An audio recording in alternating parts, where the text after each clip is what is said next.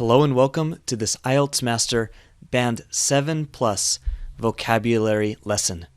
This lesson is lesson 1 and it's on family. So let's get started.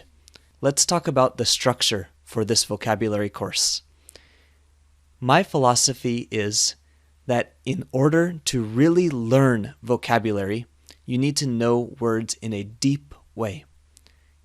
So in this lesson, I've given you definitions with notes and example sentences, collocations, and collocation is a new word, possibly. It means words that go together often. And finally, an action step to end each lesson.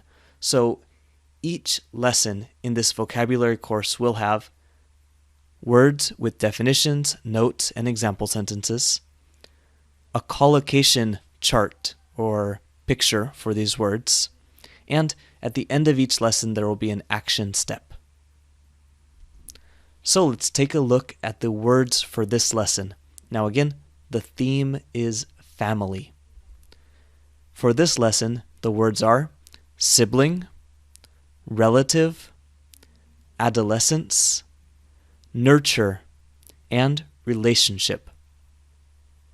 You might know some of these words already, but the chances are that you will learn some new combinations or collocations with these words, or maybe a new example sentence that uses the word in a way you didn't know or you hadn't thought of before. Let's look at word number 1, sibling. The definition is a brother or sister. This is quite simple, right? Sibling, as is noted, is often used instead of brother or sister in writing. It's also used that way in speech. Let's take a look at some example sentences. First, siblings can have a profound impact on a child's life.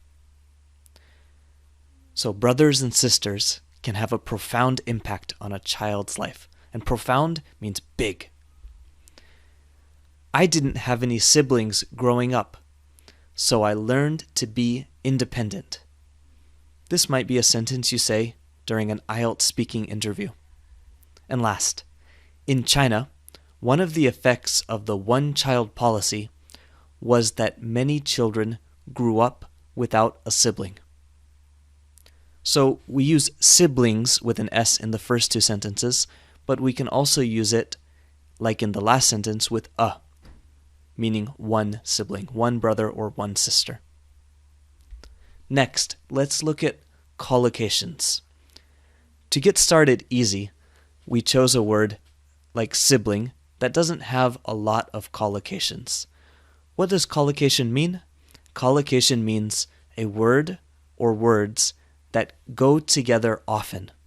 Sibling rivalry is a common collocation.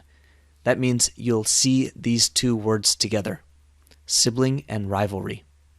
What does sibling rivalry mean? Well, when you have a brother or sister that like to compete with each other in lots of different things, maybe in sports, maybe in eating food at the dinner table, maybe in business, or just something in life, when they always like to compete with each other, then it's a sibling rivalry. Got it? Great. Let's continue. Next is relative. A relative is a person in the same family, or a family member. And some example sentences. With the rise of nuclear families, the amount of time spent with extended relatives has decreased. So we have nuclear families, this is like the parents and the children, and then extended relatives. Extended relatives would be relatives like aunts and uncles and cousins, maybe grandparents. The next sentence is, when I was younger, I used to spend a lot of time with my relatives while my parents were away on business. In this sentence, we use relatives to say not parents, but family. And last, hiring relatives can create family problems if there are difficulties at work. And let's look at some collocations. Wow, here we have 6 different collocations.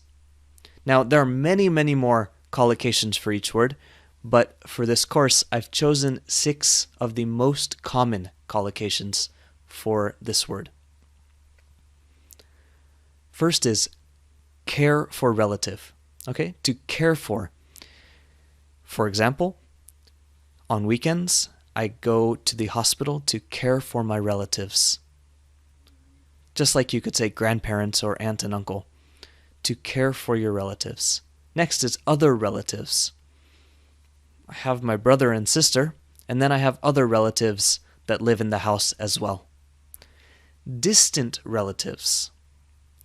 Distant relatives are your family members that are far away from you, not in terms of how far away in the country they are, but from you in your family. So, for example, my mother's cousin's son could be an example of a distant relative. On the other side, close relative. Now, close relative is someone that you have a close relationship with that's in your family. Elderly relative, someone who is older and your relative. And finally, visit relatives. Now, this is a common collocation. It's common to say, next year, I'm going to visit my relatives in Europe, or something like that. Number 3, adolescence. Adolescence. The definition of adolescence is the period between childhood and adulthood. And this means the teenage years. So if you look at the note, if we have adolescents with a T and an S, or adolescent without the S, it basically means teenager. So think 13 to about 19 years old could be adolescence. Let's say that one more time because it's a little bit difficult. Adolescence. And example sentences. Adolescence can be a difficult time both for the child and the parent. Very true.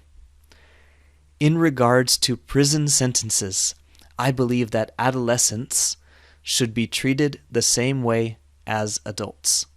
And note, change CE at the end of the word to TS to describe people, not the period of time. So the first example sentence is the period of time, and the second example sentence is the person or the people.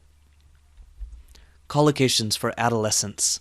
Well, we have early adolescence. Early adolescence is like 13, 14, 15 years old. During adolescence.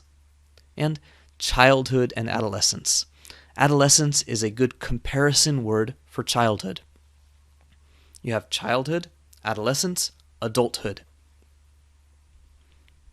Next, nurture. The definition of nurture is to help someone or something develop and grow. And you can see the picture of the person nurturing the plant on the top right. Also, note the adjective form of nurture is nurturing. So let's look at some example sentences. First, nature versus nurture is a common topic among scientists. It discusses whether a person's life is mostly from his DNA, nature, or from life experiences and his environment, nurture. So this is an interesting sentence and an interesting topic. If you're interested in this, copy or type in nature versus nurture into Google or another search engine and take a look. Next sentence. Growing up in a healthy and nurturing environment can prepare children for future success. Here we're using nurture in its adjective form, nurturing, next to environment. Collocations. We have nurture by someone or nurture by something, and to nurture talent. So if a child is talented, perhaps a coach will nurture their talent and help them become better at what they're doing. And nurture by someone, for example, the child was nurtured by their coach for many years. Number 5, relationship. The definition of relationship is the way in which two people, groups, or countries behave towards each other or deal with each other. And it says two people, but really a relationship can be more than two people. And some example sentences. I have a good working relationship with my boss. Maintaining a strong relationship with your friends becomes more difficult later in life. The relationship between the police and local community has improved. Now, of course, you probably know relationship. The interesting thing about relationship is the collocations. First, we have relationship between. For example, a relationship between two people. Relationship with. For example, a relationship with your parents.